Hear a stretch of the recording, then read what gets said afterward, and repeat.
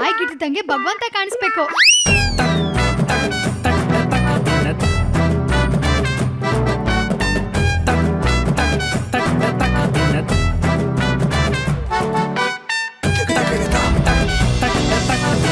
ನೀನು ಮೀಟ್ ಮಾಡೋದಕ್ಕೆ ಇದಕ್ಕಿಂತ ಬೆಟರ್ ಜಾಗ ಸಿಗ್ಲಿಲ್ವಾ? ನೀನ್ ಮೀಟ್ ಮಾಡ್ಬೇಕು ಅಂದಾಗ ಏನ್ ಅರಮನೆಲ್ಲ ಮೀಟ್ ಆಗ್ತೀವಿ. ನೀನ್ ಹುಡ್ಕೋ ಜಾಗಕ್ಕಿಂತ ಇದು 1000 ಪಾಲ್ ಬೆಟ್ರು. ನೀನ್ ಹುಡ್ಕೋ ಜಾಗನೋ ಇಲ್ಲ ಪಾಲ್ ಬಿದ್ದಿರುತ್ತೆ ಇಲ್ಲ ಬೂತ್ ಬಂಗ್ಲೆ. ನೀನೊಂಥರ ವಿಚಿತ್ರ. ಶರಾಬ್. ಅದಾಗಿರ್ಲಿ, ಹೊತ್ತು ಗೊತ್ತಿಲ್ಲದೆ ಕಾಲ್ ಮಾಡಬೇಡ ಅಂತ ಎಷ್ಟು ಸಲ ಹೇಳಿಲ್ಲ?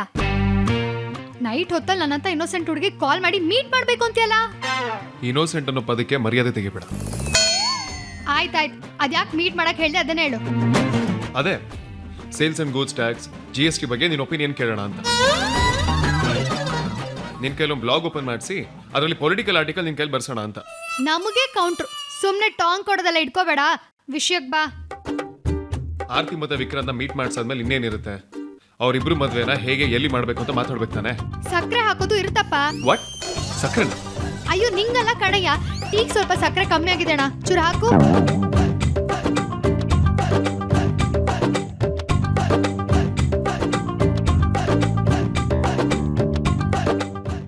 ಇನ್ನೊಂದು 2 ಸ್ಪೂನ್ ಹಾಕೋಣ. ಇನ್ನೊಂದು ಹಾಕು ಬೇಗ.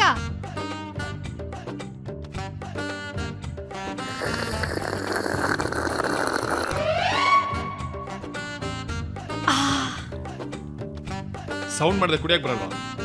ಕತ್ತೆಗೇನ್ ಗೊತ್ತು ಕಸ್ತೂರಿ ಪರಿಮಳ. ಸೌಂಡ್ ಮಾಡ್ದೆ ಕುಡಿಯೋಕಿದೆ ಮೂಸುಂಬಿ ಜ್ಯೂಸ. ಇಲ್ಲಿ ನೋಡು.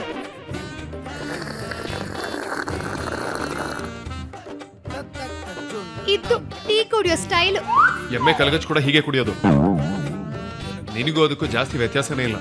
ಓಹೋ ರಂಗಣ್ಣ, ಇವ್ರಿಗೂ ಒಂದ್ ಟೀ ಕೊಡಿ. ಅದ್ ಹೇಗ್ ಸೌಂಡ್ ಮಾಡ್ದೆ ಕುಡಿತಾರೆ ನೋಡೇ ಬಿಡೋಣ. ನೋನೋ, ನನಗ್ ಬೇಡ. ಪಾಪ ಇವ್ರಿಗಿಲ್ಲೆಲ್ಲ ಕುಡ್ದು ಅಭ್ಯಾಸ ಇಲ್ವೇನೋ. ನಮಗೆ ನಿಮ್ಮಷ್ಟು ಟೈಮ್ ಇಲ್ಲ ಮದುವೆ ಬಗ್ಗೆ ಮಾತಾಡೋಣ. ಈಗ ಸಡನ್ ಆಗಿ ಕೇಳಿದ್ರೆ ಹೆಂಗೆ?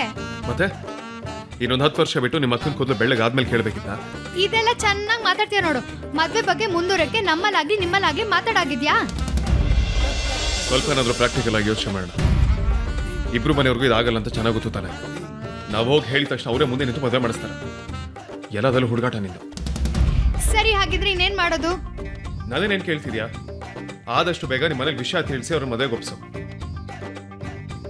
ಇಲ್ಲಾಂದ್ರೆ ಖಂಡಿತವಾಗ್ಲೂ ಇದು ಅಧ್ವಾನ ಆಗೋದ್ರಲ್ಲಿ ಡೌಟ್ ಇಲ್ಲ. ನಿನ್ ವಿಷಯ ಮನೇಲಿ ಮಾತಾಡಿದ್ಮೇಲೆ ನನಗೆ ಹೇಳು, ನಾನು ಮನೇಲಿ ಮಾತಾಡ್ತೀನಿ. ಸಕ್ಕರೆ ಜಾಸ್ತಿ ಆಗೋಯ್ತು. ಸರಿ, ಟೀ ದುಡ್ಡು ಕೊಡು.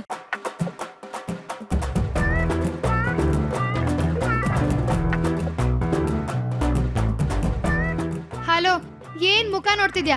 ಅದಕ್ಕೆ ಹೇಳುದು ಪ್ರಪಂಚ ಜ್ಞಾನ ಇರ್ಬೇಕು ಅಂತ. ಏನ್ ಹೇಳ್ತಿದ್ಯಾ? ನಿನಗೆ ಹುಡ್ಗೀರಂದ್ರೆ ಆಗಲ್ಲ, ಓಕೆ. ಅಟ್ಲೀಸ್ಟ್ ಹುಡ್ಗೂರ್ ಸವಸನಾದ್ರೂ ಇಲ್ವಲ್ಲಯ್ಯ. ಹುಡ್ಗೀರ್ನ ಹೊರಗೆ ಕರ್ಕೊಂಡ್ ಬಂದ್ರೆ ಟ್ರೀಟ್ ಚಾರ್ಜ್ ಎಲ್ಲ ಹುಡ್ಗೂರೇ ಕೊಡ್ಬೇಕು, ಗೊತ್ತಾ? ಆತರ ಏನಾದ್ರೂ ರೂಲ್ಸ್ ಇದೆಯಾ? ರೂಲ್ಸ್ ಅಲ್ಲ, ಅದು ಅಲಿಖಿತ ನಿಯಮ. ಒಂದು ಟೀ ದುಡ್ಡು ಕೊಡಕ್ಕೂ ಮುಖ ನೋಡ್ತಾನೆ, ಕಂಜೂಸ್.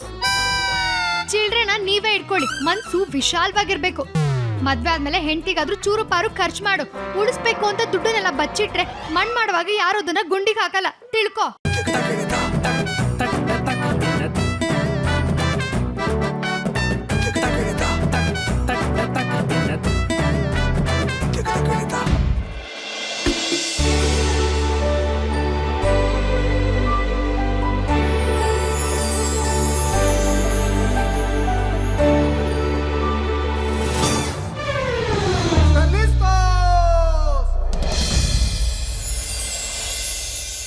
ಹೇಳಿ ಮೇಡಮ್, ಏನು ಡಿಸೈಡ್ ಮಾಡಿದ್ರಿ?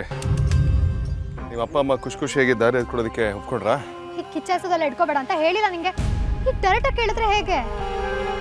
ಗ್ರೀಟಿಂಗ್ ಕಾರ್ಡ್ ಬರ್ಕೊಡ್ಲಾ? ಇಲ್ಲ ಅಫಿಷಿಯಲ್ ಆಗಿ ಲೆಟರ್ ಬರ್ಕೊಡ್ಲಾ? ಇಲ್ಲ ಒಂದು ಕೆಲಸ ಮಾಡ್ತೀನಿ, ನಮ್ಮ ವಿಕ್ರಾಂತಿಗೆ ನಿಮ್ಮ ಅಕ್ಕನ ಕೊಟ್ಟು ಮದುವೆ ಮಾಡ್ತೀರಾ ಅಂತ ಮೇಲ್ ಮಾಡ್ತೀನಿ, ಓಕೆನಾ? ನನಗೆ ನಿನ್ನ ಈ ಬುದ್ಧಿನ ಇಷ್ಟ ಆಗಲ್ಲ, ಬಿಟ್ಟಾಕು. ನಿನ್ನ ನೆಗ್ಲಿಜೆನ್ಸಿನೂ ನನಗೆ ಇಷ್ಟ ಆಗೋದಿಲ್ಲ. ಅಯ್ಯ ಸುಮ್ನಿರಯ್ಯ, ನಾವಿಬ್ರು ಇಷ್ಟಪಟ್ಟೇನು ಮದ್ವೆ ಆಗ್ಬೇಕಾ? ನಮ್ಮ ಅಕ್ಕ ನಮಗೋಸ್ಕರ ತುಂಬಾ ತ್ಯಾಗ ಮಾಡಿದಾಳೆ.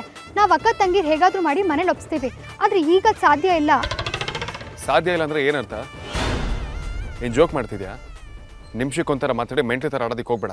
ನೀನೇನು 6 ತಿಂಗಳಿಗೆ ಹುಟ್ಟಿದ್ಯಾ ಹೇಗೆ? ಒಂದು ಸೆಕೆಂಡ್ ಪೇಷನ್ಸ್ ಇಂದ ಕೇಳಿಸ್ಕೊಳಕ್ಕಾಗಲ್ವಾ? ಮಾತಾಡೋಕ್ಕೂ ಮುಂಚೆ ಬಂದ್ಬಿಡ್ತಾನೆ. ಸಾಧ್ಯ ಇಲ್ಲ ಅಂದ್ರೆ ಇನ್ನೇನು? ಸಾಧ್ಯ ಇಲ್ಲ ಅಂದ್ರೆ ನಾವೇ ಯಾಕೆ ಅಕ್ಕಂಗೂ ವಿಕ್ಕಿಗೂ ಮದ್ವೆ ಮಾಡಬಾರ್ದು ಅಂತ.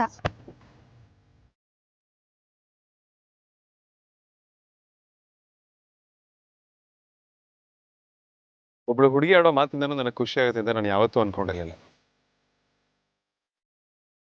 ಪರವಾಗಿಲ್ಲ, ನೀನು ಬ್ರಿಲಿಯಂಟ್ ಅಲ್ಲದೆ ಇದ್ರು ಬುದ್ಧಿವಂತರ ಥರ ಯೋಚನೆ ಮಾಡಿದ್ಯಾ. ನನಗೆ ಇದಕ್ಕೆ ಒಪ್ಪಿಗೆ ಇಲ್ಲ. ಒಂದು ಕೆಲಸ ಮಾಡು, ನಾಳೆ ದೇವಸ್ಥಾನಕ್ಕೆ ನಿಮ್ಮ ಅಕ್ಕನ ಕರ್ಕೊಂಡು ಬಾ, ನಾನು ವಿಕ್ರಾಂತನ ಕರ್ಕೊಂಡ್ಬರ್ತೀನಿ. ಮದುವೆ ಮಾಡಿ ಮುಗಿಸ್ಬೇಡ.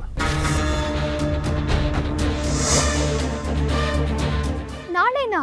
ಮತ್ತೆ ಇವರಿಬ್ಬರು ಲವ್ ಸ್ಟೋರಿನ ಸೀರಿಯಲ್ ಥರ 1,500 ಎಪಿಸೋಡ್ ಎಳೆಯೋದಕ್ಕಾಗತ್ತಾ? ಏನೋ ಒಂದು ಪ್ರಾಬ್ಲಮ್ ಇದೆ ಅಂತಂದ್ರೆ ಅದನ್ನ ಆದಷ್ಟು ಬೇಗ ಫಿಕ್ಸ್ ಮಾಡಬೇಕು. ಹಾಗಾದ್ರೆ ದೊಡ್ಡ ಪ್ರಾಬ್ಲಮೇ ಇದೆ. ಏನದು? ಈ ಥರ ಮದುವೆಗೆ ಅಕ್ಕನ ನಾನಿನ್ನೂ ಒಪ್ಸೇ ಇಲ್ಲ. ಹೀಗಿರುವಾಗ ಅಕ್ಕನ ನಾಳೆ ಹೇಗೆ ಕರ್ಕೊಂಡು ಬರೋದು? ಅದು ಅಲ್ಲದೆ ಅವಳು ಈ ಥರ ಮದುವೆ ಆಗೋದಕ್ಕೆಲ್ಲ ಒಪ್ಪೋದೂ ಇಲ್ಲ. ಏಯ್, ಏನು ಆಟ ಆಡ್ತಿದ್ದೀರಾ ನೀವು? ಇದಕ್ಕೆ ನನಗೆ ಹುಡುಗಿರ್ ಕಂಡ್ರೆ ಇರಿಟೇಟ್ ಆಗೋದು. ಲವ್ ಮಾಡೋದ್ಮೇಲೆ ಒಪ್ಕೋಬೇಕು. ನನ್ನ ತಮ್ಮ ನಿಮ್ಮ ಅಕ್ಕನಿಂದ ಸುತ್ತೋದೋಕೆ, ಲವ್ ಮಾಡೋದೋಕೆ, ಅವನ ಅಪ್ಪ ಅಮ್ಮನ ಬಿಟ್ಟು ಬರೋದು ಓಕೆ. ಆದ್ರೆ ನಿಮ್ಮ ಅಕ್ಕನಿಗೆ ಈ ರೀತಿ ಮದುವೆ ಆಗೋದು ಮಾತ್ರ ನಾಟ್ ಓಕೆ. ಏನ್ ಕರ್ಮ ರೀ ಇದು? ನೋಡು, ನಿನಗೆ ನಮ್ಮ ಅಕ್ಕನ ಬಗ್ಗೆ ಏನು ಗೊತ್ತಿಲ್ಲ, ಸೊ ನೀನು ಅವಳ ಬಗ್ಗೆ ಏನು ಮಾತಾಡಬೇಡ. ಈಗ ನೀನೇ ಹೇಳ್ತಿಯಲ್ಲ, ಇನ್ನೇನು ಗೊತ್ತಾಗಬೇಕು? ಸಾಕು ಸುಮ್ಮನಿರಯ್ಯ, ನಿನಗಿದೆಲ್ಲ ಅರ್ಥ ಆಗಲ್ಲ. ಅಕ್ಕನ ಪ್ರಪಂಚದಲ್ಲಿ ಅವಳಿಗೆ ಅವ್ರ ಅಪ್ಪ ಅಮ್ಮನೇ ದೇವ್ರು. ಅವ್ರು ಹಾಕಿರೋ ಗೆರೆನ ಅವಳು ಯಾವತ್ತೂ ದಾಟಿಲ್ಲ. ನಿಮ್ಮಂಥ ಮಿಡಲ್ ಕ್ಲಾಸ್ ಫ್ಯಾಮಿಲಿ ಅವ್ರ ಹಣೆ ಬರನೇ ಎಷ್ಟು. ಹೌದು ಕಣಯ್ಯ, ಮಿಡಲ್ ಕ್ಲಾಸ್ ಫ್ಯಾಮಿಲಿ ಹಿರಿಮಗಳ ಸಮಸ್ಯೆ ನಿನಗೆಲ್ಲ ಅರ್ಥ ಆಗಬೇಕು. ಇಂಥದ್ದು ಓದು ಅಂದ್ರು ಓದಿದ್ಲು, ಓದಿದ್ ಸಾಕು ಅಂದ್ರು ಬಿಟ್ಲು, ಕೆಲಸ ಮಾಡಬೇಡ ಅಂದ್ರು ಮಾಡಲಿಲ್ಲ. ಯಾಕೆ ಗೊತ್ತಾ? ಅವಳ ಹಿಂದೆ ನಾವು 3 ಜನ ಹೆಣ್ಮಕ್ಳಿದ್ದೀವಿ, ಅವಳ ಬುದ್ಧಿನೇ ಕಲಿತೀವಿ ಅಂತ ಹೆದರಿಸಿ ಬೆಳೆಸಿದ್ದಾರೆ ಅವಳನ್ನ. ಮತ್ತೆ ಲವ್ ಮಾಡೋದಕ್ಕಾಗತ್ತೆ? ಮುಟ್ಟಾಳಂತರ ಮಾತಾಡಬೇಡ. ಅವಳು ಮನುಷ್ಯಳೆ, ಅವಳಿಗೂ ಭಾವನೆಗಳಿರುತ್ತೆ, ಕನ್ಸುಗಳಿರುತ್ತೆ, ಆಸೆಗಳಿರುತ್ತೆ. ಅವಳ ಮೈಯಲ್ಲೂ ರಕ್ತಾನೇ ಹರಿತಿರೋದು. ಆದರೂ ಅದನ್ನೆಲ್ಲ ಅವಳು ಕಂಟ್ರೋಲ್ ಮಾಡಿಕೊಂಡು ಎಲ್ಲಿ ತನ್ನ ಪ್ರೀತಿಯಿಂದ ಮನೋರೆಲ್ಲ ಬೇಜಾರು ಮಾಡ್ಕೊಳ್ತಾರೆ ಅಂತ ಕೊರಗ್ತಾಳೆ. ಅದಕ್ಕೆ ಮನ್ಸಲ್ಲಿ ತನ್ನ ಪ್ರೀತಿ ಇಟ್ಕೊಂಡು ಹೇಳೋಕ್ಕಾಗದೆ ಒದ್ದಾಡಿದ್ದು. ಇದೆಲ್ಲ ನಿನ್ನಂಥ ದುಡ್ಡಿನ ಮುಖ ನೋಡಿದವ್ರಿಗೆ ಎಲ್ಲ ಅರ್ಥ ಆಗತ್ತೆ.